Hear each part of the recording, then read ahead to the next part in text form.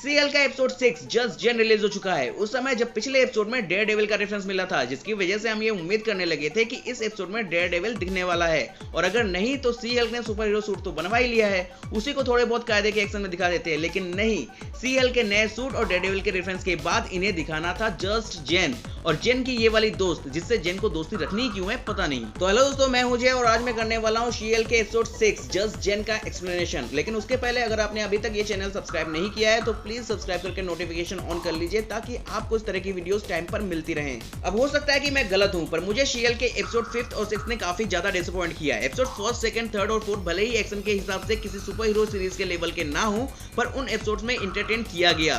पर एपिसोड 5 और 6 को देख करके लग रहा है कि इसकी जरूरत ही क्या थी। एपिसोड 5 का यूज किया गया सिर्फ सीएल के सूट के लिए और डेयर डेविल के रेफरेंस के लिए, वो भी तब जब डेयर डेविल को ट्रेलर में ही दिखा दिया गया हो। और एपिसोड 6 में सिर्फ ये काम की चीज दिखाई गई कि सीएल को कोई मारने की प्लानिंग कर रहा है, जैसे कि ये कोई बिल्कुल नया ही कॉन्सेप्ट हो। अब ये भी कमाल का कोइंसिडेंस है कि जिन दो एपिसोड्स को देख करके लग रहा है कि इनकी जरूरत ही नहीं थी, उसे डायरेक्ट किया है अनु वालिया ने, और बाकी के एपिसोड्स को डायरेक्ट किया है कैट कोइरो ने।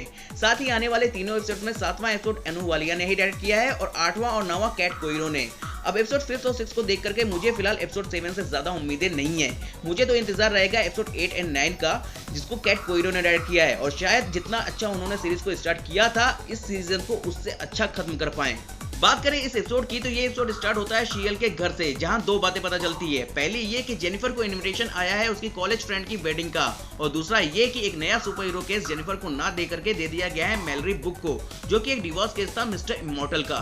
पहले कई एपिसोड्स की तरह ही ये दोनों स्टोरीज पैरेलल चलती हैं, जहां एक तरफ जेन अपनी कॉलेज फ्रेंड की शादी अटेंड कर रही होती है और दूसरी तरफ मैलरी बुक मिस्टर इमॉर्टल का केस सॉल्व कर रही होती है, जिसको असिस्ट करती है जेनिफर वॉल्टर्स की फ्रेंड कम असिस्टेंट निकी रामोस। अब बात करें जेन की फ्रेंड की वेडिंग की, तो भगवान ऐसी फ्रेंड किसी को ना दे। अब सच में कई लोगों को अपने फ्रेंड से इनसिक्योरिटी होती है, कई लोग हमेशा अपने फ्रेंड्स का मजाक बनाना चाहते हैं, पर अपनी शादी में अपने फ्रेंड से सफाई कौन करवाता है। खैर, इस पूरे सीक्वेंस का एक ही मोटिव नजर आया, सीएल को टाइटेनिया से लड़वाना, वो भी ढंग से नहीं लड़वाया। वहीं दूसरी तरफ मैलरी बुक मिस्टर इमॉर्टल का डिवोर्स केस सॉल्व करने की कोशिश करती है। अब ये केस इतना पेचीदा इसलिए है क्योंकि मिस्टर इमॉर्टल ने अपनी इमॉर्टलिटी का फायदा उठा करके कई शादियां की थी। अब सब केस को सेटल करना इतना आसान तो था नहीं, पर फाइनली मैलरी बुक और निकी रामोस ने मिलकर के ये केस भी सॉल्व कर दिया। इस एपिसोड में एक और कैरेक्टर की एंट्री हुई, जिसके पास कमाल की सुपर पावर है, जो कि है मिस्टर इमॉर्टल। नाम से ही क्लियर है कि ये आदमी मर नहीं सकता, कुछ भी हो जाए, 20 माले की बिल्डिंग से कूद जाए या 100 किलोमीटर पर आवर की स्पीड से चल रही कार से टकरा जाए, 10 मिनट के अंदर ये पूरी तरह से हील हो जाता है। इसी का फायदा उठा करके ये अपनी मौत का नाटक करके बार बार शादियां करता है।